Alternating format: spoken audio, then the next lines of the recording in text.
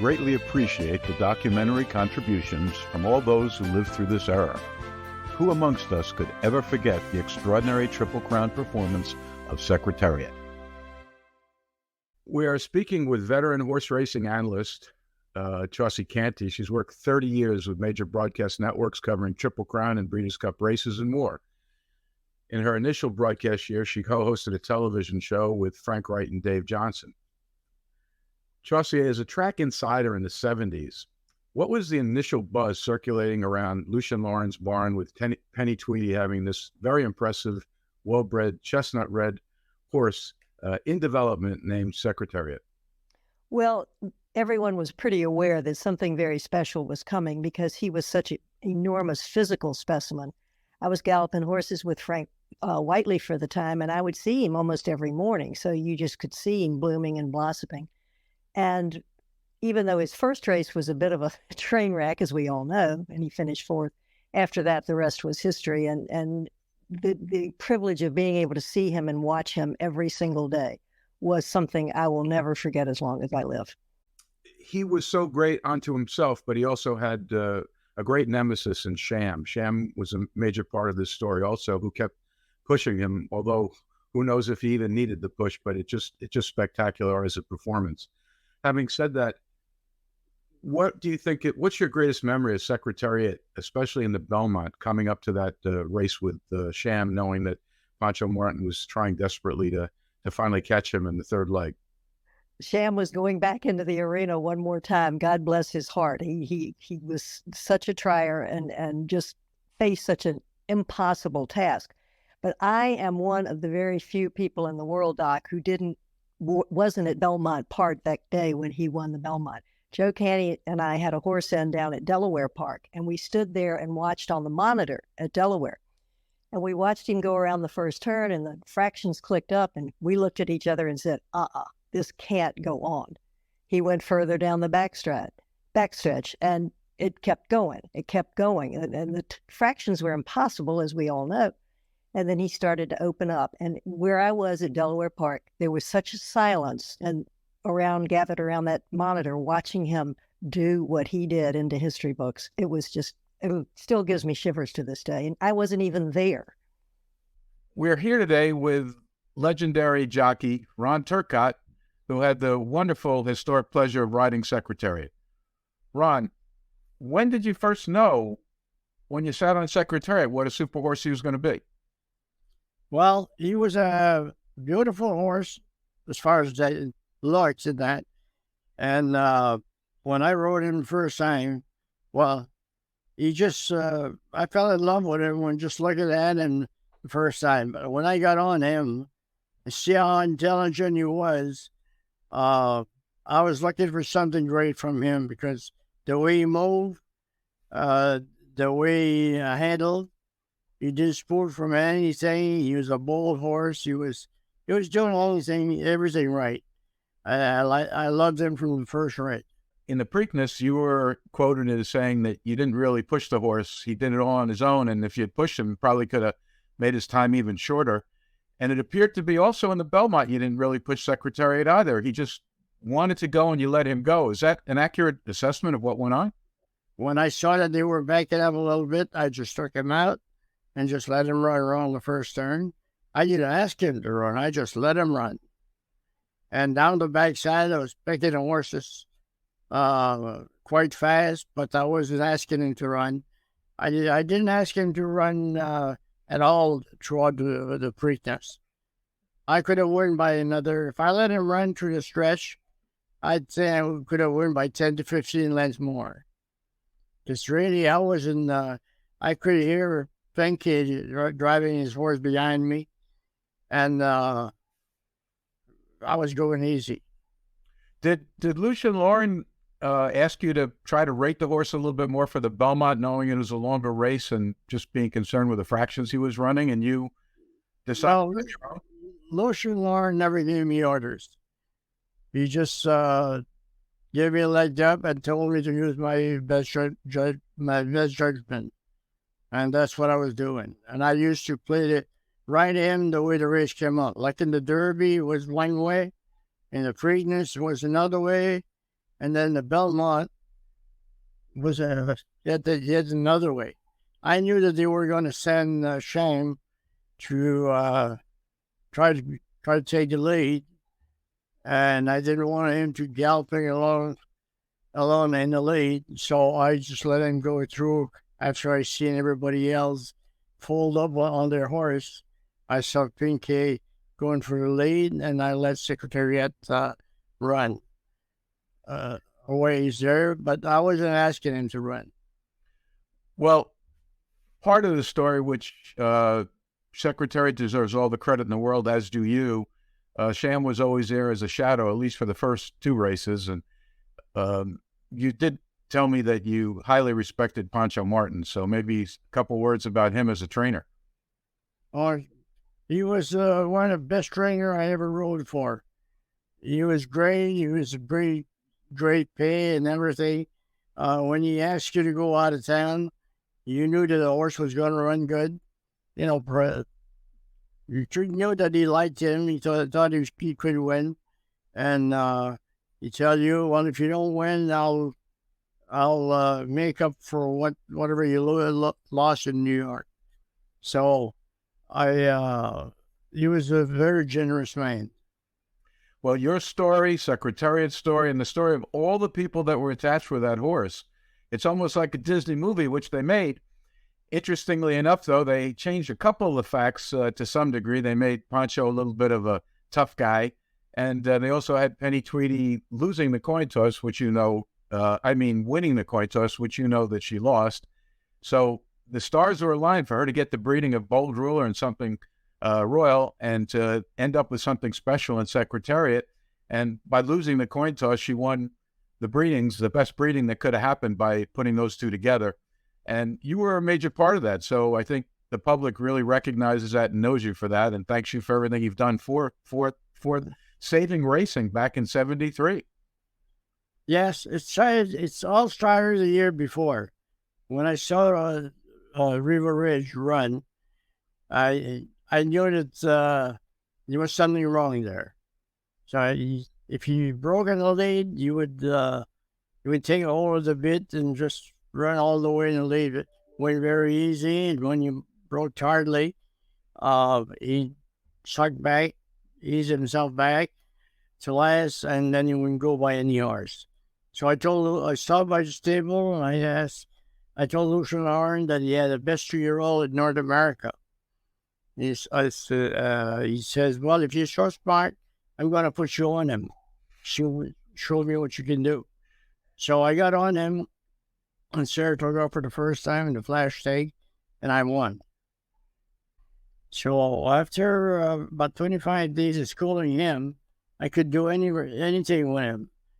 I could put him in the inside, go to the outside, and stay a lap on the horses, or go through in the rail. And then he went the rest of the year without a defeat. And then the rest.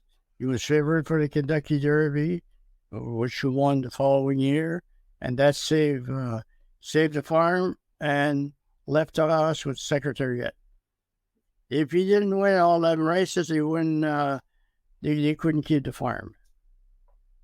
Now, this was Secretariat you were talking about, or Riva Ridge? The River Ridge in 1972. Right, because I know many people that don't follow racing closely don't realize how dear Riva Ridge was to Penny Tweedy. She thought as much and as highly of Riva Ridge as she did of Secretariat. He was very dear to me too. I loved him, because I had a lot to do with his schooling, and riding him as a 2-year-old, 1971. And then by doing that, winning all the money, he became the richest 2-year-old of his time, and then went on and showed himself good all the way. We thank you so much for everything you've done for the sport and for the industry, and you're a legend, and I don't know what more to say. I'm honored that you at least spent some time and gave my fans an opportunity to hear it right from the man himself. Thank you very much.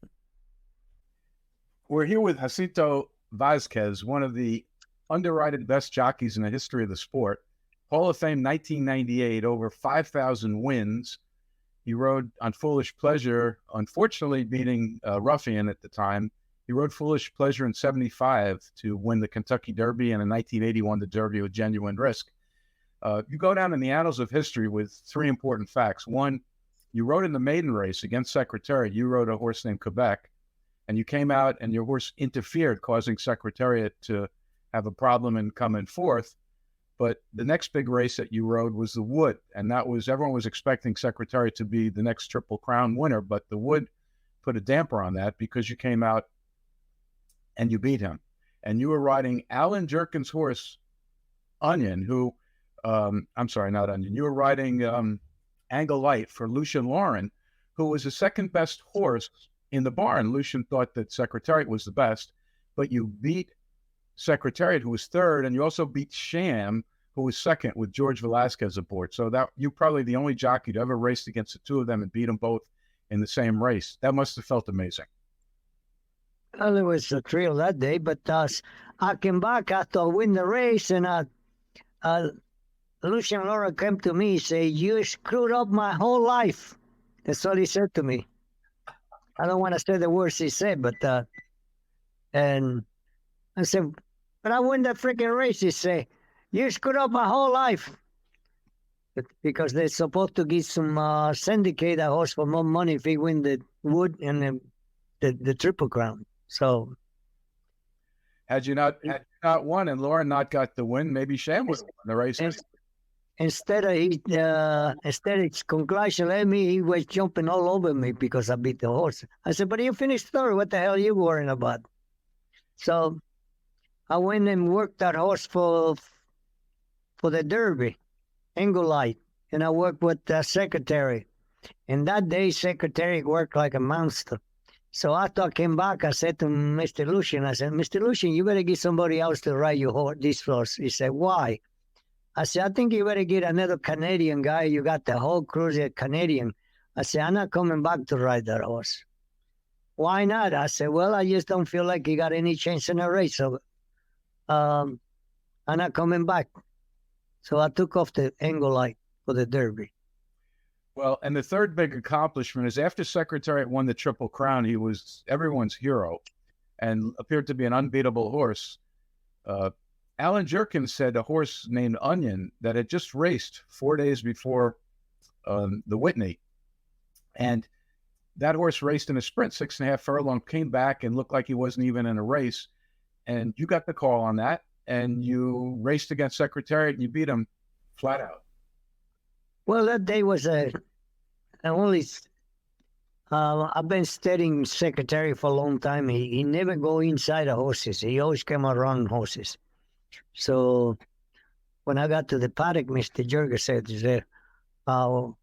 "What kind of instructions what kind of ideas you got to how to ride this race?" I say, "Mr. Jurga, this horse never been running inside. Today you're gonna have to come inside of me, and otherwise you're gonna have to jump the outside fence."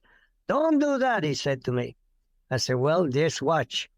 So that's what I did. In the backside, I went to the middle of the racetrack and I made Turcotte come inside of me. So I keep him, when I got inside of me, I crowd him back to the inside fence and I start talking to Turcotte. And I keep asking him, I said, "Don't leave me, please. Don't leave me, please. Don't beat me too far," and all the stuff. And when I got to by the quarter pole, I see he asked his horse to run, and I had a very tight, I had him squeezed very tight and against the fence.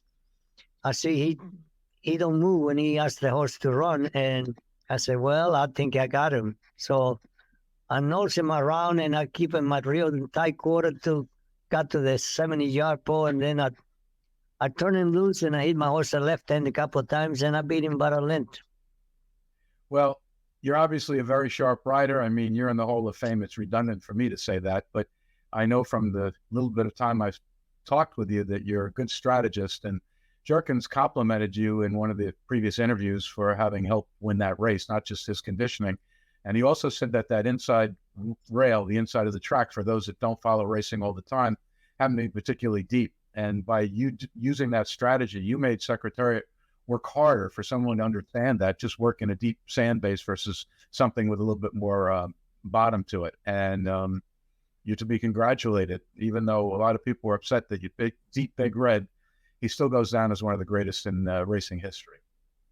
Well, Mr. Alan Jerger was a great man, very good husband, and a great person.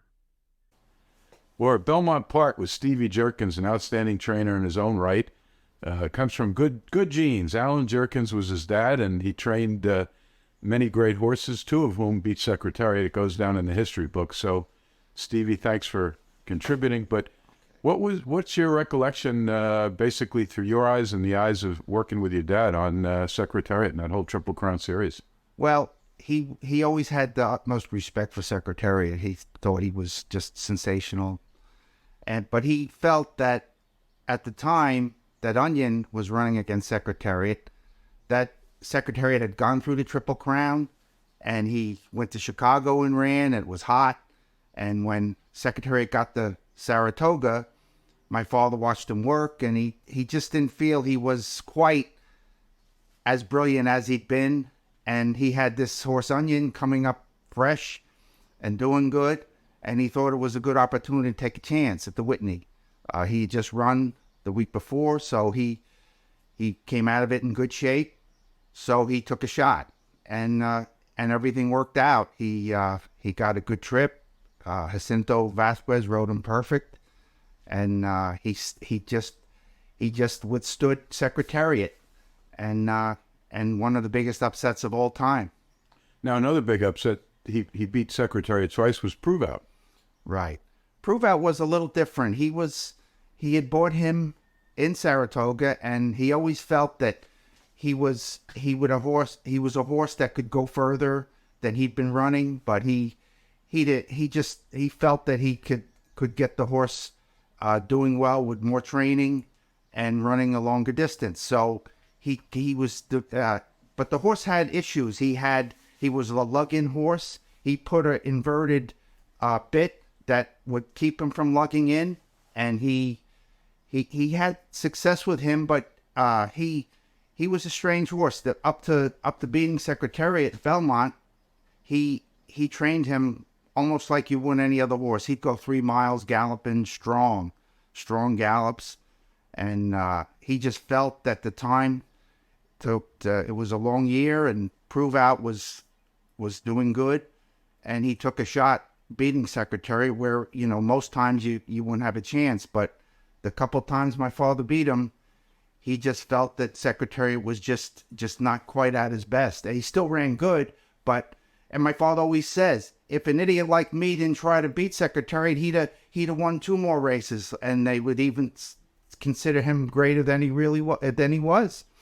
So in that race, he had a great rider in Jorge Velasquez, and he was strong, Prove Out, and he just kept running. It was a long race, and he relished the longer distance. So it was just a great achievement for my father to beat him, because, as we all know, Secretariat probably one of the greatest of all time.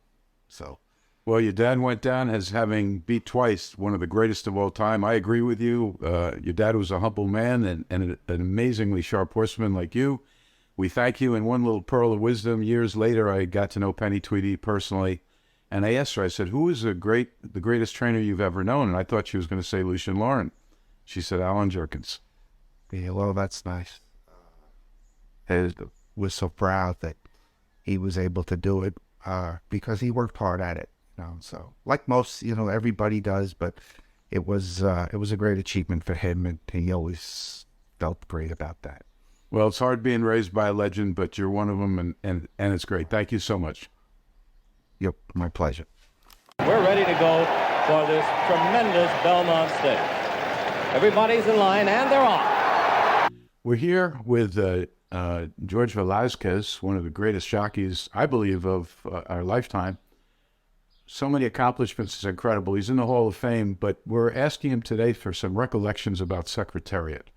That was an amazing horse, and he's one of the only jockeys to ever win 2 races against Secretariat. And that was back when Secretariat was considered a monster by the competition. No one even wanted to go in the races against him in the Belmont Stakes. I think there's only 5 horses willing to enter, knowing that they might end up with second place. Anyway, George won in the Wood before Secretariat won the Triple Crown, but he was still considered a monster then. And he also won in the Woodward, which followed Secretariat winning in the Triple Crown. George, what was it like going up against a horse like that, encountering him, and were you a little bit intimidated? Well, definitely he intimidated, yes, because he was big, good looking, and he can fly. So it was a big thrill for me just to ride against him. Never mind beat him, like I did in the Wood Memorial. I beat him with Sham. But then he won the Triple Crown. He became a monster. And then I got in a horse for Mr. Jerkins. Alan Jerkins. Prove out. Yep. And the Woodward. And I got lucky again, and I beat him again.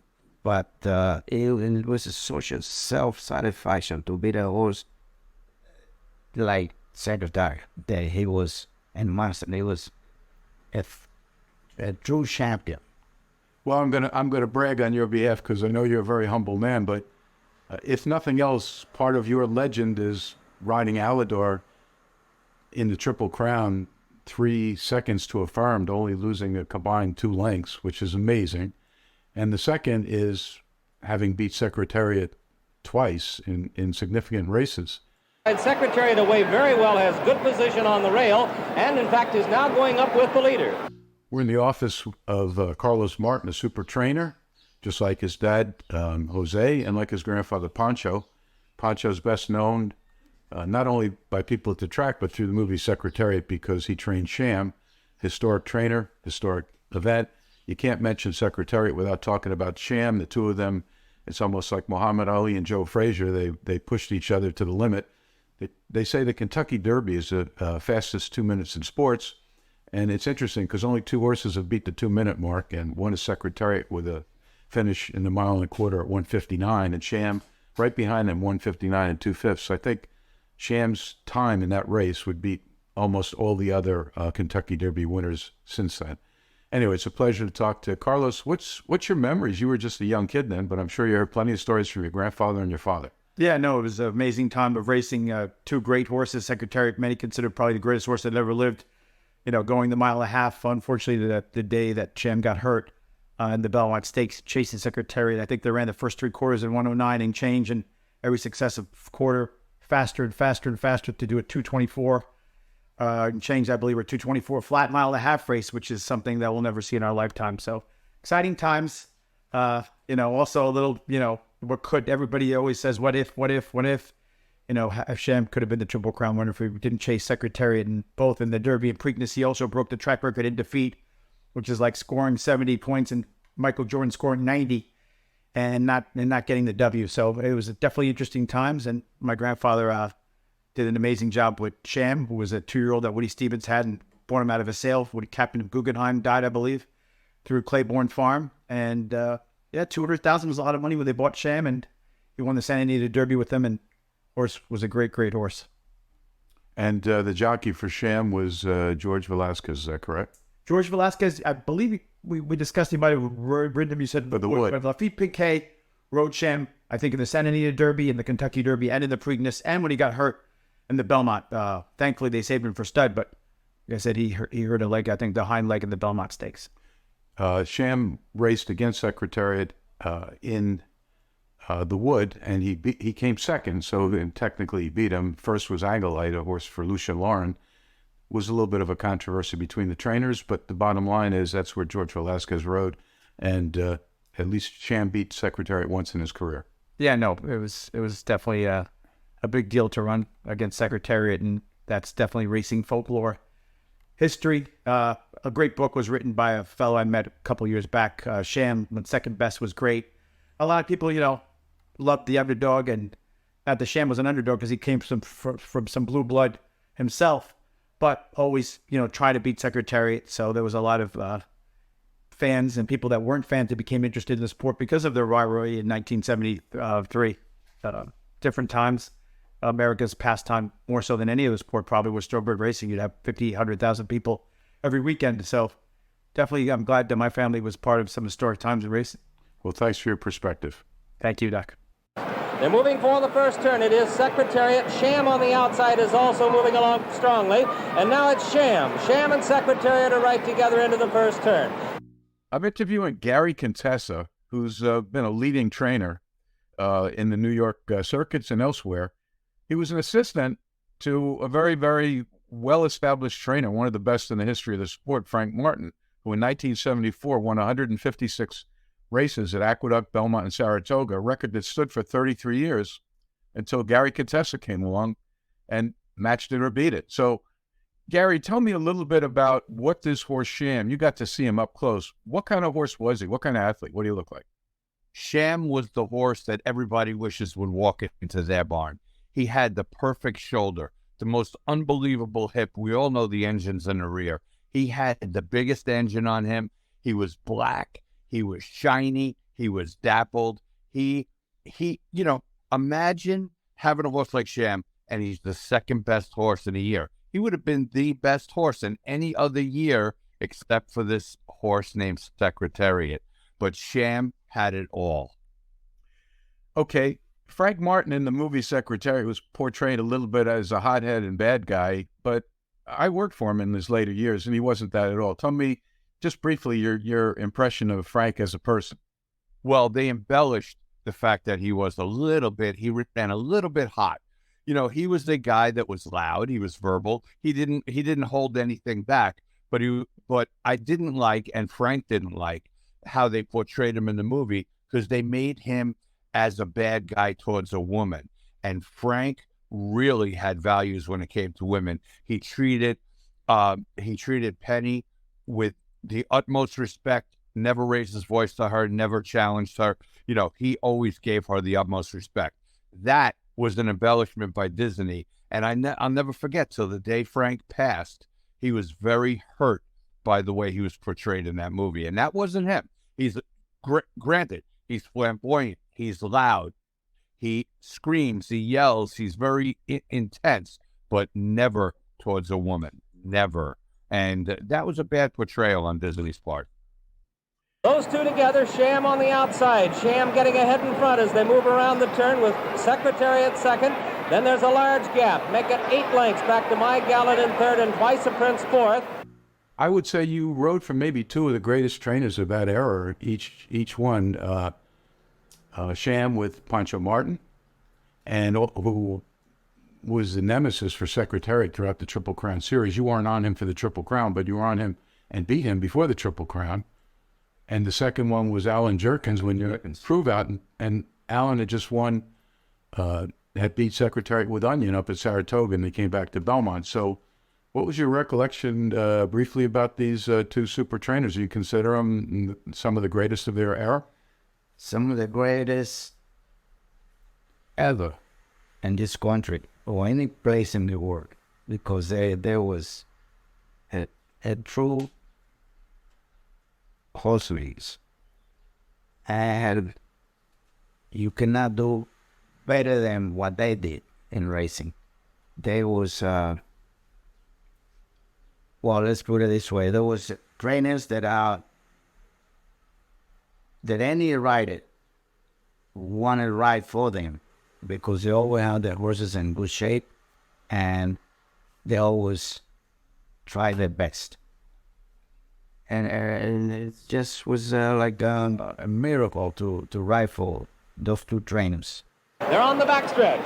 It's almost a match race now. Secretariat's on the inside, by ahead. Sham is on the outside. They've opened 10 lengths on My Gallant, who is third by ahead.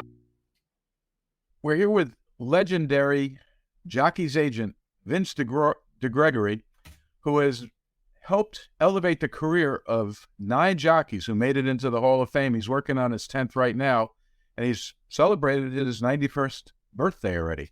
So, Vince, you were there when Pancho Martin decided, along with Lafitte Pincay, to promote buying this horse Sham that could be a true competitor to Secretariat. Were you not?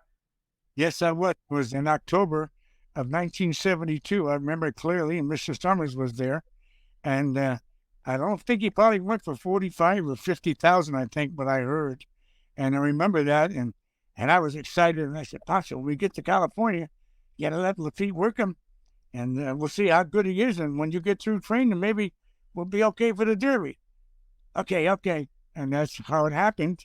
And, of course, Lafitte kept riding for him that winter meeting, and he wound up leading trainer, and Lafitte wound up leading rider. And then when he came to California, I was excited for him, and Mr. Summers came out too, and he finally, Lafitte worked him a few times, and he really took to the track at Santa Anita, and Lafitte said, wow, this horse really can run.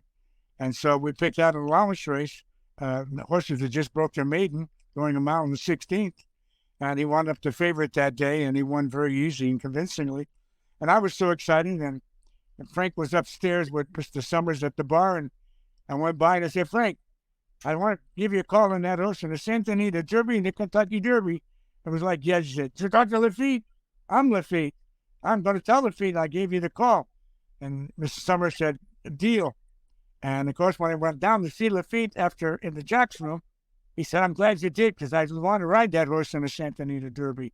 And everything elevated, and he won that Santa Anita Derby, and now we're in the Kentucky Derby, and everything went wild that day, and we'd had no box, and Pancho and I are standing on the bench, and we saw Sham make the lead around the 16th pole, and we didn't see anything near him at that moment, and we started screaming and hollering, and all of a sudden, boom, here comes this other horse flying by us, and it was Secretariat. I think he beat us about a length and a half, so excitement went into sadness.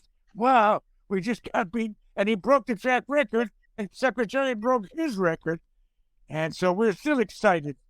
And we said, okay, maybe with the Preakness. Possibly we get him in the Preakness. And that's what happened. And when I went down to see Lafitte, we had to fly back to California. He was heartbroken that he thought he was going to win the Kentucky Derby. He said, maybe we can beat him the next time. That's what we thought. But, of course, as history will tell you, when the Preakness Secretary did the same thing to us again, and we finished second again to Secretariat. And we thought, well, going to the Belmont, maybe a mile and a half. But at that moment, Lafitte, when he came back, I didn't go to the Preakness with him. He said, Vince, I think that Secretary broke his heart. He broke Sham's heart. I don't think he can beat that horse no more. No chance against him. And so we got to ride him back. And, of course, as it happened, at the three-quarter pole in the Belmont, his career was over at that point. Lafitte pulled him up. And, of course, Secretariat excelled, and everybody knows what a fantastic race. He won 31 lengths. He went in the gallop, and then nobody near him. And Donnie Turcotte never moved on him. It tells you how great he became. But up to that point of the Kentucky Derby, Secretariat never showed that he had that much talent. But he blossomed at the right time, boy, oh boy, become the champion. And he's everybody's favorite till this day. And he's one of my favorites, I can tell you that. They continue down the backstretch, and that Secretariat now taking the lead. He's got it by about a length and a half. Still Sham, 10 lengths back. My Gallant, twice a print. I'm here with one of the best jockeys in the history of the sport, Angel Cordero Jr. You rode against Secretariat, and I understand you beat him. First time Secretariat run, yeah, it was in the maiden, and I rode a horse for Calumet named Herr Bull. And Secretariat got on a lot of trouble coming out of the gate, so I was lucky to beat it that time. And then I saw his tail all the way around, all yellow. Now, why do you think, in your view, Secretariat is being considered amongst the best racehorses of all time? What was the most spectacular performance or situation that you think deserved him that honor? Well, I think at Belmont, opened everybody's eye, the way he win it. I know he didn't beat anybody good that day, but the way he did it. But he run the same time, 224 on a dirt on the Belmont, and then he run on the grass for first time against a real good horse 10 time, and he won, and he run the same time 224. But what impressed me the most was the last time he went to Canada. The track was real deep, very, very deep. And I thought that if he was going to have a opponent was there, but he win as easy as everything. To myself, I think he probably would have been a better grass horse than a dead, and he was a heck of a dead horse. Probably one of the best we ever saw. But the way he performed on the grass, he probably was going to be better on the grass than he was on the dirt. Last question. Everyone has a different opinion. Some people think Secretariat is the best horse we've seen in our lifetime. Where do you rate him amongst the top horses in your view? Well, that, as an athlete, I don't like to compare athletes or horses in different years because it's unfair. To me, watching films, I like it. I love Manual, I love Kelso, I love Secretariat, Seattle Sleuth, and Citation. That, to me, that's the 5 horses that I would say that it might not depend on it, that I would like to ride one of them. They're moving on the turn now. For the turn at Secretariat. He looks like he's opening. The lead is increasing. Make it 3.5. He's moving into the turn. Secretariat holding on to a large lead. Sham is second, and then it's a long way back to My Gallant and Twice a Prince. We're here today with Sonny Taylor, one of the premier racing executives within the New York Racing Association scene, but in racing in general. He's been here at Belmont Park since he started in 1964, and the majority of his later years, he was a placing judge, meaning he's seen all the greats race here. So, Sonny, this is Secretariat's 50th anniversary. What is the most defining moment that you've seen for Secretariat's career here at Belmont Park or in his race career? Well, most probably exciting thing was the Belmont Stakes. The Secretariat won by 31 lengths, and he ran in a mile and a half in 2 minutes and 24 seconds. And my wife was right alongside me at that time. She got to watch the race. And I kept telling her, I said, this horse will slow down at some point. And he kept going, widening on the field. And he never slowed down, and he went galloping. And you told me that Ronnie Turcotte didn't even hit him, so we have no idea how much faster he might have gone with their competitors up next to him. He could have went a few seconds faster, I'm sure. I'm sure he was all out in 2 minutes and 24 seconds, but I think he could have broken that record too, if he wanted to. Sonny, second question. I know you've seen all the greats, and I know you don't necessarily think Secretariat was the greatest, but you think he's amongst the greatest. Give me your opinion of who the top horses are that are in that milieu, we'll call it. Well, I always thought that a horse that Sid Waters trained, called Hoist the Flag, might have been in the same category as Secretariat, but he broke down early on, galloping on the training track with John Cuvier on him. But, and then also, Seattle Sleuth was a real good horse too, and he might have handled Secretariat too in some of his races. So it's questionable about who's the best. They're on the turn, and Secretariat is blazing along. The first 3/4 of a mile in 109 and 4/5. Secretariat is widening now. He is moving like a tremendous machine. Secretariat by 12. Secretariat by 14 lengths on the turn. We're talking to Tom Durkin, one of the greatest race callers in the history of the sport. You've called many Triple Crown races and Breeders' Cup. And what was your assessment of Chick Anderson's call and Secretariat's performance on his big Belmont Stakes day winning the Triple Crown in 1973? Well, I think that was the greatest performance ever by a thoroughbred. I don't know, certainly in modern times. I'm pretty confident I can say that, given what was at stake. And, just given the numbers, he's winning by the margin that he did and the time that he did in all three, breaking all three track records in the Triple Crown that year. That's unbelievable. And I think that Chick Anderson's call was an equivalent to that. Sham is dropping back. It looks like they'll catch him today, as My Gallant and Twice a Prince are both coming up to him now. But Secretariat is all alone. He's out there almost a 16th of a mile away from the rest of the horses. I'm introducing Lafitte Pincay Jr., one of the greatest jockeys in the history of the sport. He retired in April of 2003 with the most wins of any jockey at that time. He's in the Hall of Fame, and he rode Sham on all 3 races against Secretariat. So my first question to you is, in the purchase of Sham, I spoke to agent Vince DeGregory, who said that he had a big hand in convincing Pancho Martin to buy Sham. He was in a dispersal sale. Woody Stevens, Claiborne Farm, had to sell some of the horses. And he said he leaned on you to convince Woody a little bit that this was a super horse and worth spending the money. Pancho, worth spending the money to buy. So what was your recollection of that? Well, all I remember is that I had some information about Sean from the barn and from Woody. I know Woody mentioned it to me one time that he had this cold that he could really run, So, and since Pancho was coming to California, I don't remember talking to Pancho directly, but I talked to his assistant trainer, and I mentioned to him that I hear that Sean was really a top horse. Fantastic. Now, the second part of it's Secretariat. Sham went into the race, the Triple Crown Series against Secretariat, but prior to that, it won the Santa Anita Derby. I think you were on him at that point. Second, he came second in the Wood with George Velasquez on it, only beat by Angle Light, but both of them beat Secretariat. So you guys felt pretty high, you and Pancho, that you had a good shot of beating Secretariat.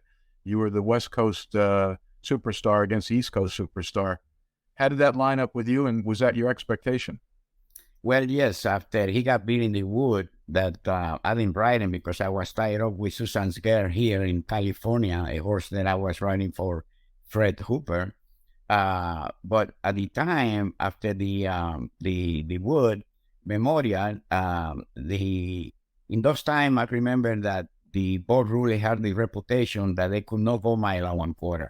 And with him getting beat and that reputation, I thought my chances to win the Derby were very, very high, So, and Pancho too. Pancho told me the night before the Derby that this horse, Sham, was going to do something in the Derby that no other horse have done before. And he was right, because he also broke the track record for that race. Well, 2 quick points. One, Woody was such a great trainer. He won the Belmont 5 times, 5 years in a row, and you rode for him 3 of those times. Yes. So that was an amazing feat, not taking anything away from any other trainers of their era, but you rode for the best of the best. The question has always surfaced, why did you pull Sham up in the Belmont Stakes as he was coming around the final, close to the backside? The announcer said Secretariat is moving like a tremendous machine, and about that time you started backing off on Sham, and everyone said, what's going on? What was your recollection of that? Yes, well, my recollection is that just before the race, Pancho Martin told me, stay close to Secretariat, don't let him go, just stay with him the whole way. And I did. I knew we were going fast in the backside, between the half a mile and the 5A pole. Secretariat started drawing away, and I touched my horse with the whip on the shoulder, and he didn't respond, and I knew it wasn't him. And I waited a little longer. I chipped at him, and he didn't move again, and I knew I was suspicious that something was wrong. Horses started going by me, and he saw the horses coming, and he didn't even move. So I started looking to see if he was bleeding, looking at my colors, and I didn't see anything, and I decided that I wasn't going to really push him. In the stretch, I just started easing on him, and I pulled him up before the wire. He was walking fine when the trainer came up to me and Pancho Martin, and he was upset. And he asked me, why do you pull my horse? And I said to him, because something is definitely wrong with him. He's not showing it, but definitely is something wrong with him. And he walked away. He was very upset. That was on a Saturday. On Monday, early morning, about 6:30 in the morning, he woke me up. He called me up, and I woke up, and he said to me, "Listen, Lafitte, this is Pancho Martin. I just want to apologize. My horse is hurt. He never run again. And I want to tell you, thank you for saving my horse."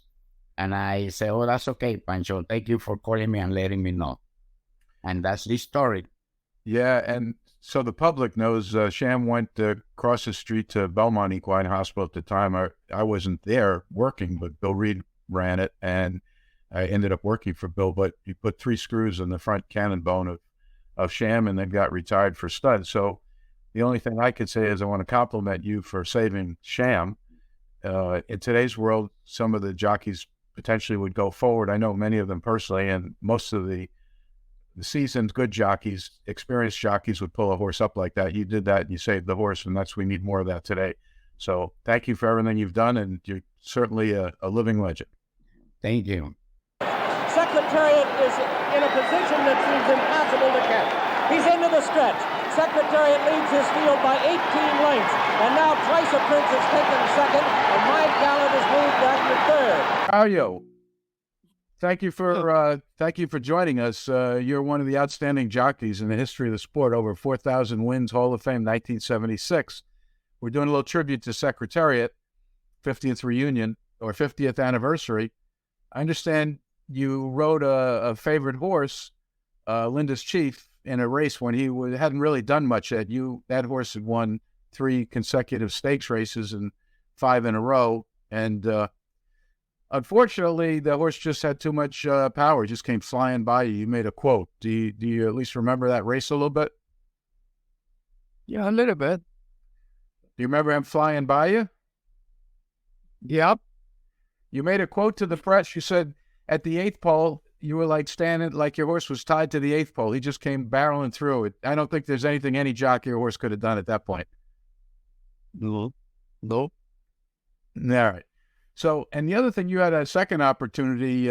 You rode against Secretariat in the Belmont. And by the way, I just want to let people know that are listening, you won the Derby once and you won the Belmont Stakes 3 times. I mean, not too many people got to win it once. You won it 3 times. But having said that, you were on Twice a Prince for Campo, and Sham pushed Secretariat as hard as he could till he broke down.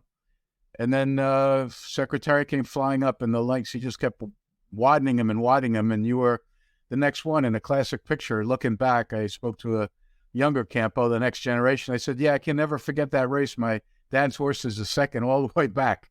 Do you remember that experience? Yeah. Your wife filled me in that all you wanted to do was win. You didn't care about coming second, and he was just another racehorse, and unfortunately you didn't catch him. There's only a few that caught him in his career. But we wish you the best. Well, thank you. They're in the stretch. Secretariat has opened a 22-length lead. He is going to be the Triple Crown winner. Here comes Secretariat to the wire. An unbelievable, an amazing performance. He hits the finish 25 lengths in front. It's going to be Twice a Prince second, My Gallant third. I'm here talking with Dave Johnson, one of the historic track announcers, been on the scene since the 60s through 2000. I got to meet him at least in New York, which was one of his prime bases. We got this tribute to Secretariat, 50 years, and you alerted me to the fact that you made 16 calls on his 21 races. I knew Secretariat well. 16 of his races I called, and before he even raced, everybody at the track knew that Lucien Lauren had a super big red horse that could fly like the wind. So we all knew about him before he raced, and of course, afterwards, the Triple Crown winner. Now, in that era, which I lived through that era too, there was some criticism that Secretariat, due to his bold ruler line, was only going to go a short distance. So there was a lot of skeptics, there's critics.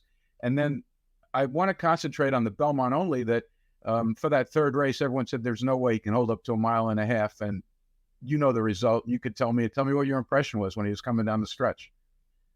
He could run on any track at any distance, grass, dirt, sloppy, fast, firm. And at 1.5 miles in the Belmont, he set a record that I don't think will ever be equaled. So the bold ruler influence certainly didn't work with Secretariat. I think, as I've said before, I think the Prince Quillo side, though, the dam side came through. She was more of, produced more of distance horses, and people forgot about that. And Ronnie Turcotte and Lucien Laurin were exceptional jockey-trainer combination, and they made it happen too. Don't forget. You got it. So after that nice transition, Secretariat, his last 2 races were on the grass, and that's why you brought up the fact he could run on any surface. You called both those races. He was in the Man of War, which he set a record at that time, and it was 1.5 miles, followed by the Canadian International, which was 1 mile and 5/8, even further, on, as Cordero has said to me, was deep grass, not just grass, deep grass, and he flew by.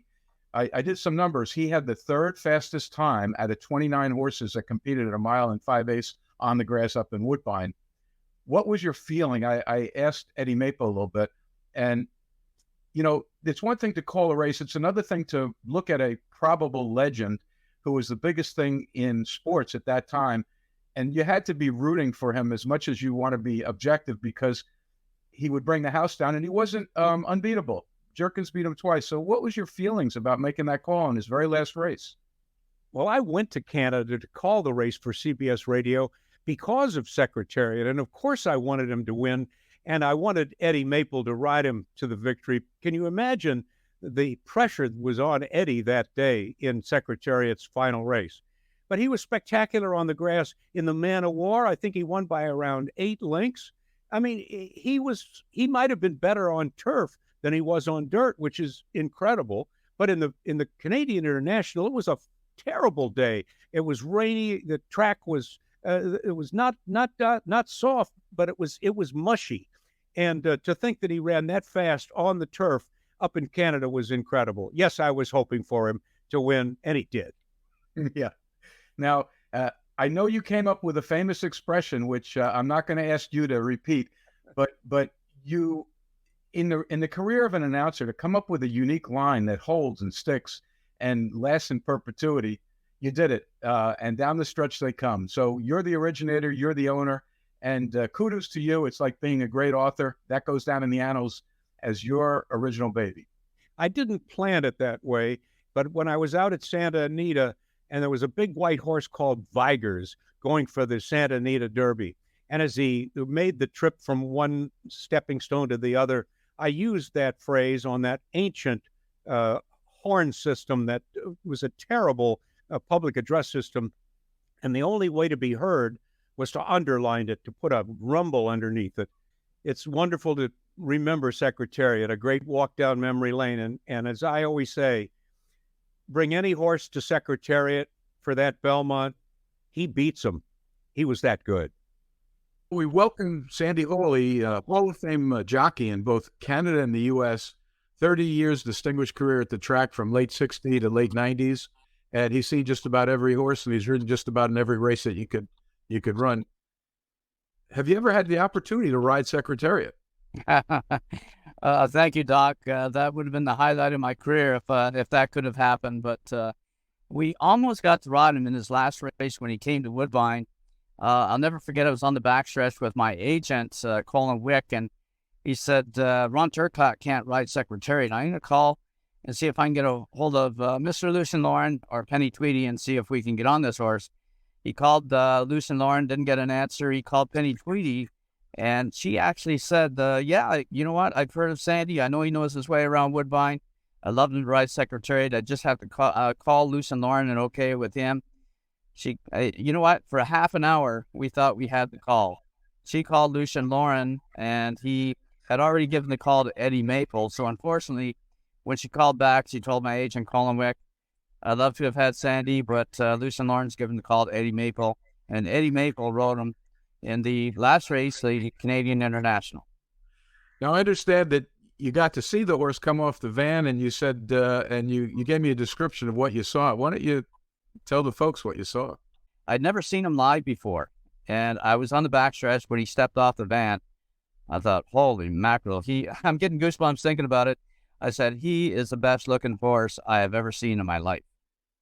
If you had to rate Secretariat from performance, how would you rate him amongst the horses that you've either ridden or seen during your lifetime or heard about? You know what? There's been so many tremendous horses throughout the history of racing, thoroughbred racing. But in my era, I would have to say Secretariat was the best looking horse and the best racehorse I've ever seen in my life. We're talking to Eddie Maple, a Hall of Fame jockey, 2009 entry, but over close to 4,400 wins, a spectacular career with some of the best racehorses in the 70s and 80s, and the last man aboard Secretariat, which was an amazing accomplishment and feat. I want to add that, you know, he won the Belmont twice, once with Temperance Hill in 1980 for Joe Canty, long odds, 53-1. And then he won on Creme Fraiche for Woody Stevens, who was on a win streak of, at that time, 3 in a row. He became the 4th, and Woody got 5. So how did you end up getting the mount on Secretariat for the final race of his career? Well, I outrun a bunch of other jockeys for the mount, I guess through mainly their stable, Secretariat stablemate, Reaver Ridge, who in the inaugural running of the Marlboro Cup at Belmont Park in '73, I rode Reaver Ridge. Secretariat and he were favored in the Marlboro Cup, and they ran 1-2, and they both broke the world record, which was just a little icing on the cake. But he beat me 2.5 lengths. Probably could have beat me 3.5 or 4. But Reaver Ridge really run well. I was allowed to ride him back in the Stuyvesant handicap where he carried 130 pounds, and he broke the track record at Aqueduct that day. So I guess I was sitting pretty close to Ronnie. Well, I listened to a couple interviews with you and others, the Hall of Fame from 2016. It was very interesting. You were touted as saying your favorite horse was Conquistador Cielo. You would have most liked to ride Seattle Slew, and your favorite career win was at Woodbine with Secretariat. Those are the 3 facts I pulled out of that. You had to know how important this last ride was, Penny Tweedy making the decision to go up to Canada to showcase a horse out of there and the career that he'd come with. Did you feel any more pressure on that ride than any other ride you'd been on? Well, yeah, looking back, I can honestly say that there was a lot of pressure. You know, that stops after a little while, but maybe leading up to the race itself, I think probably I got settled down. But knowing that it was his last race, there was a lot of outside influence. You know what I mean? The press had taken over, and especially after he had won the Man of War, I think, and broke the track record and beat the best grass horses. Now he was like not only a Triple Crown winner, he was like the top grass horse in the country. So we had a little more to lose with that being on our calendar. But at the same time, when I rode into Toronto, and by the next morning, it had hit me that this was going to be his last race, and everything that I'd heard from Lucian and Ronnie were that, you know, he's as good as he's ever was. So a lot of confidence there.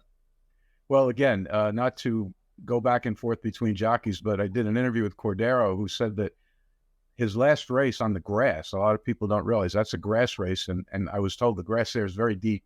He ran unbelievable fractions. I mean, I did a quick assessment. The Woodbine has changed from dirt to grass and changed the distance a few times, but during that time period from 1958 to 1986, there were 29 horses that ran the race, and Secretariat was the 3rd fastest time in all of that. So Cordero says, who knows what kind of grass horse he could have been to run in deep turf for the first time and do what he did. Well, this is true. And another thing that people don't realize, it was a mile and 5/8. Yeah. Canadian International. You know, they were writing him off as a horse that could get the mile and a quarter in the spring after the Wood Memorial. And here he ran through the Triple Crown, and then a mile and a half on the grass, and then back a mile and 5/8 over a soft grass. So he could do it all. And anyone doesn't understand that. I mean, Bold Ruler, his sire, was considered to be more of a sprinter up to about a mile-ish.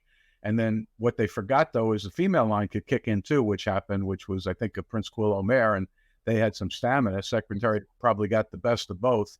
He was lucky that way because a full brother and a sister of some sort never did anything. But the other thing is, for anyone who doesn't remember, the Belmont's a mile and a half, so your horse, Secretariat, went an extra eighth of a mile, which just blew the doors off of all the critics of him just being a short distance sprinter. For sure. Of all the horses you've ridden, was that the one you've been most impressed with? And I know you liked Conquistador Cielo better, and I know you had mentioned you would love to have had the opportunity on Cielo Slough, but I'm not trying to corner you, but is that the best horse that you've been on, comparing what you know? Oh, yeah. Yeah, the only reason Conquistador, and probably the most talented horse outside of Secretariat would have been Devil's Bag, but he got sidetracked and never made it. But Secretariat, as the years go by, it just kind of, the fact that he was the best horse that's run, and I rode him, I would have to say he's the best horse I ever rode. I remember that era because I did get to touch Devil's Bag a couple times, and I remember him being this superstar, outstanding horse that he's kind of drifted off. He was a decent sire, but he just petered out as a 3-year-old. So I kind of know what you're saying about, and it's interesting. And between some of the jockey interviews that I've heard, and I did an interview with Sonny Taylor too, they listed Secretariat as a horse. If they didn't ride him, they wish they had. And the second choice would have been Cielo Slough. And then after that, a few people mentioned that a horse that never really blossomed, like you mentioned, Devil's Bag, was Hoist the Flag. He also had a spectacular 2-year-old career through St. Waters, and he got hurt and had to retire early. Yeah, and he was there are horses like that comes to people's mind just how flashy they were, and it wasn't it. If somebody said he's going to be a flash in the pan, you'd say no way. But injuries is a different avenue, and Hoist the Flag, Devil's Bag, that happened to them, and it ended up getting Conquistador Cielo, halfway through his 3-year-old year. But injuries is a tough thing to overcome a lot of times, and it takes a good run of luck. Even though Secretariat retired at 3, he still never really missed a beat. Well, not to take away from this tribute to Secretariat, this is the year that we're taping this, where Forte looked like he was the Eclipse Award 2-year-old of the year, and he looked like he was potentially going to be a Triple Crown winner, like a Hoist the Flag or like a Devil's Bag. And of course, he missed the first 2 legs, so we'll see how he does in the upcoming Belmont, and there'll be some pressure on him and his jockey, just like there was for you on the Woodbine. Yeah, for sure. All right, listen, thank you so much for your time, Eddie, and congratulations on everything you've done in a stellar career. All right, I just want to tell you. Thank you, man. Thank you. Super. We're rooting, and I'm sure you're rooting. All right, thank you, Eddie. Okay. Bye-bye. It's his 50th anniversary, and of course, we're all remembering him. The younger generation knows the name by legend only. How do you think Secretariat will be remembered many years from now? He'll always be a legend, always. I mean, he's the yardstick by which all of racing is measured, and people who never, the Christmas and Easter watchers, they'll always think of Secretariat. And my searing image, besides passing him on the horse path at Belmont every day, was one day I was standing out on the backstretch at Belmont on one of Frank Whiteley's horses, waiting to go back to the gate. And we always stood out for a long time. I'm standing out there at about the 6.5, 7/8 pole, just standing there. And here comes Ron Turcotte and Secretariat in a 1-mile workout. And he goes by me, and I watch him with that enormous, huge, long stride. And I thought, oh boy, Ronnie's going to be in trouble with Lucian, because they're not going anywhere at all. This is a very key workout. They just looked like they were 2-minute licking. He worked something like 135 and change. And I mean, he was flying when he went by me, and he looked like he was just cantering. That stride was immortal. Chaucy, thank you so much for all you've done, and thanks for your memories of Secretariat. You're so welcome. I was just privileged to be a small part of that and witness it. An amazing, unbelievable performance by this miracle horse. And look at Mrs. Tweedy. She's having the time of her life. She and Lucian Lauren. who own this most magnificent animal, who has today run the most sensational Belmont stake in the history of this race. Secretariat has accomplished the unbelievable task of breaking the mile-and-a-half record by 2 3/5 seconds.